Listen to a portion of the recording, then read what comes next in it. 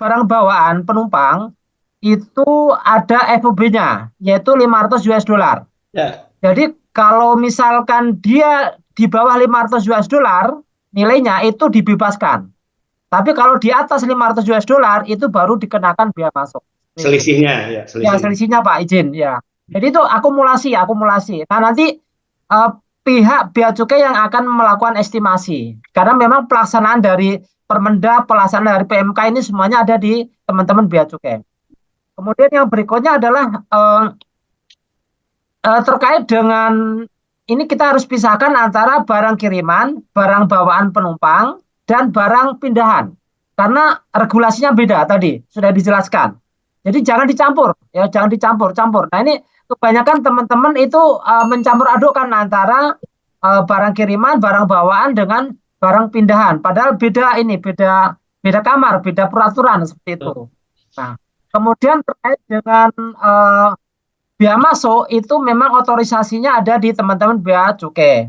Nah, kemarin sempat ini juga salah satu challenge adalah untuk barang-barang kategori yang bukan baru itu kan nilainya susah diestimasi, ya kan? Misalkan tas harganya tadinya 5 juta, begitu dipakai 5 tahun mungkin bisa hanya 500.000 kan gitu. Nah, itu jadi akhirnya kemarin disepakatin ketika harmonisasi bahwa itu nanti teman-teman bea cukai akan melakukan estimasi berdasarkan ada aturan-aturan tersendiri. Kalau untuk barang baru nggak masalah karena mereka sudah ada ini nilai standar harganya gitu. Tapi untuk barang second di ini. Jadi itu aja Pak Kepala Badan, terima kasih. Oke, terima kasih semuanya. Selamat malam. Assalamualaikum warahmatullahi wabarakatuh. Pak Beni, Pak Risto, Bu Ayu, dan semua staf BP2MI dan teman-teman dari KMTH ya dan lain sebagainya. Jadi sebenarnya Pak tadi penjelasannya terima kasih ya. Cuma di sini langsung saja bahwa kalau kita pertama yang harus kita akui bahwa orang yang banyak keluar negeri itu memang pekerja migran Pak. Yang berangkat itu yang terbanyak calon pekerja migran bukan turis. Yang pulang pun juga yang terbanyak adalah calon pekerja migran Indonesia. Namun di sini yang harus dicatat bahwa yang sering keluar negeri bolak-balik itu bukan PMI, tapi memang mereka turis yang sering belanja banyak. Pekerja migran itu hanya pulang kalau di Hong Kong pengalaman kita paling banter itu 4 tahun Pak sekali. Ya. Jadi bisa dibayangkan 4 tahun itu berapa banyak sih barang yang bisa kita bawa Pak. Mungkin kerinduan kita dengan rasa 4 tahun itu nggak cukup Pak dengan apa yang disebutkan aturan tadi. Ya, termasuk barang kiriman kita. Yang kedua juga terkait dengan bahwa benarkah barang-barang pekerja migran itu mengganggu pasar di Indonesia. Sedangkan barang pekerja migran itu bisa kita katakan pasti digunakan anggota keluarganya. Kenapa? Gaji kita nggak cukup untuk membeli barang di Indonesia. Mengapa itu teman-teman banyak mengumpulkan atau nyicil barang itu, dikumpulkan satu persatu sampai banyak kemudian dikirimkan atau kemudian dibawa pulang, dipakai oleh keluarganya sendiri karena memang gajinya tidak cukup. Ya, kemarin saya baru pulang ke Jakarta misalkan, gaji teman-teman itu bisa kita hitung minimum 8.500.000 sampai 9 juta. Tapi itu hanya untuk kebutuhan satu orang saja nggak cukup. Pekerja migran itu harus membiayai anaknya yang sekolah, orang tuanya, dan lain sebagainya. 9 juta, 10 juta satu bulan itu nggak cukup. Maka jika kita tadi mendengarkan penjelasan dari aturan bea cukai, Menteri Perdagangan, Menteri Keuangan, yang mengatur barang bawaan, barang masuk, barang penumpang, barang kiriman, maka hakikatnya teman-teman PMI merasa paling dirugikan. Kenapa? Yaitu tadi Pak, bahwa kita disebut pahlawan devisa, tapi hakikatnya kita tidak dibebaskan dari apapun. Bahkan pengorbanan kita yang pisah jauh-jauh, berapa lama pun tuh nggak bisa dihitung. Tadi disebutkan, kenapa banyak teman-teman jangan salah paham. Kita nggak salah paham Pak, kita khawatir. Ya, kita khawatir. Kenapa? Karena sekali lagi, di sini informasi yang kita dapatkan ini hanya berdasarkan kasus yang sudah terjadi. Jika ada kasus baru kita tahu kalau ada aturan. Jika tidak ada kasus kita nggak akan tahu ada aturan. Tadi Pak Beni menjelaskan, kapan sih kita dapat sosialisasi? Kita dapat sosialisasi kalau sudah ada kejadian, kalau sudah ada korban. Tapi jauh-jauh hari tidak. Nah, ini yang sebenarnya kita khawatirkan. Jadi teman-teman khawatir itu karena kita ketidaktahuan kita, karena ketidakpastian tadi ditambah dengan berita-berita yang kita baca yang notabene jelas loh. Ya, Bandara Suta akan membatasi barang yang dibawa penumpang termasuk PMI. Apa sih kata batasan di sini? Artinya kalau saya paham sendiri batasannya kita hanya boleh diizinkan membawa 2 kaos kaki.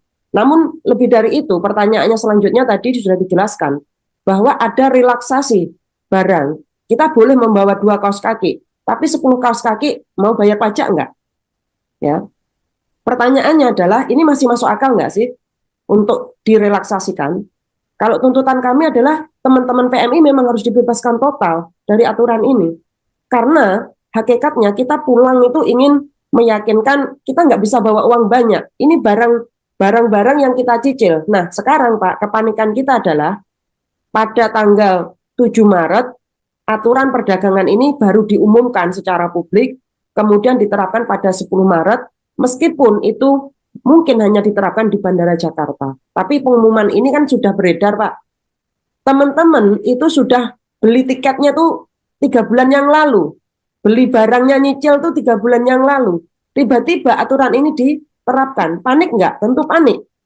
Bawa uang banyak nggak? Nggak bawa uang banyak. Maka pilihannya nggak banyak. Barang ini saya buang, atau saya apakan? Sedangkan keluarga saya menunggu, gaji saya nggak cukup. Nah, tolong pertimbangkan situasi sekarang ini. Pertama, kita tahu 3 tahun teman-teman PMI nggak pulang, ya. Yang kedua, ini Lebaran. Yang ketiga, gaji kami di luar negeri itu nggak naik. Di tengah semua barang naik, mulai dari beras, minyak, cabai, belum barang-barang lain. Jadi kami tuh merasa sedih, Pak, sebenarnya. Kok kita yang terus-terusan diperlakukan setara dengan para turis yang notabene super kaya. Siapa yang selama ini banyak membeli barang kemudian dijual kembali, itu bukan PMI sebenarnya. Ya, kalau kita hitung loh, berapa banyak barang-barang yang di e-commerce? Teman-teman juga di sini bertanya, berapa banyak barang online yang dijual di Indonesia dan itu apakah masuk pajak dibanding dengan barang-barang kiriman PMI yang itu notabene dikonsumsi oleh anggota keluarganya. Kecuali Indonesia memang bisa menyiapkan barang-barang yang murah, tapi saya yakin gajinya PMI nggak sanggup untuk beli barang murah.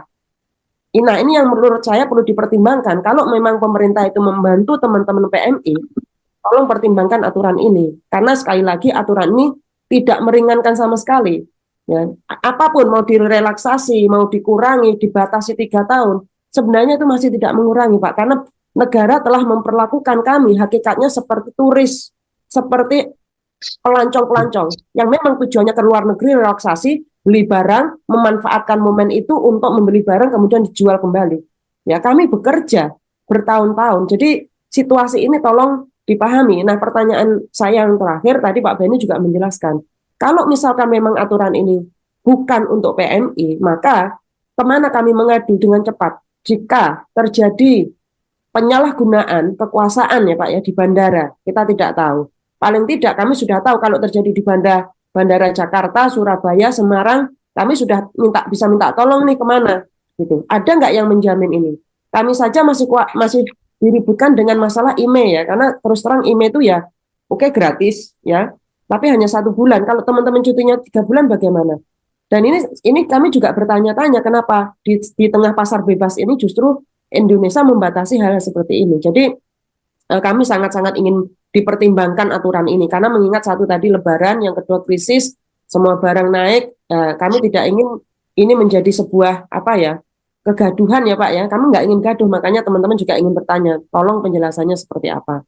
Jadi itu aja pertanyaannya Pak. Terima kasih. Dan saya kemarin kan kita sudah pernah diskusi dengan KJRI ya Pak Beni ya, dengan Pak Konsul, dengan Pak Risto. Salah satunya adalah kita ingin difasilitasi dialog yang itu memang melibatkan semua stakeholder yang mengeluarkan aturan ini Pak Beni. Kemarin katanya ada Menteri Keuangan, Menteri Perdagangan, Menteri Bea Cukai, aparatur negara dan lain sebagainya, termasuk Menteri Tenaga Kerja, termasuk BP2MI, termasuk Kemenlula. Ini kan banyak kementerian yang hadir malam ini hanya BP2MI, Pak Risto sebagai Bea Cukai dan Perdagangan. Nah ini sepertinya kurang komplit gitu loh. Jadi mohon nanti dipertimbangkan untuk memfasilitasi ruang diskusi agar kami semuanya dapat penjelasannya. Dan terima kasih buat Pak Beni yang juga turut meramaikan isu ini ya Pak ya. Tapi sekali lagi nanti bisa dilanjutkan lagi dialognya. Apakah upaya-upaya yang dilakukan Pak Beni sudah cukup, sudah membantu atau belum? Jika belum, maka solusinya apa? Itu aja Pak. Terima kasih.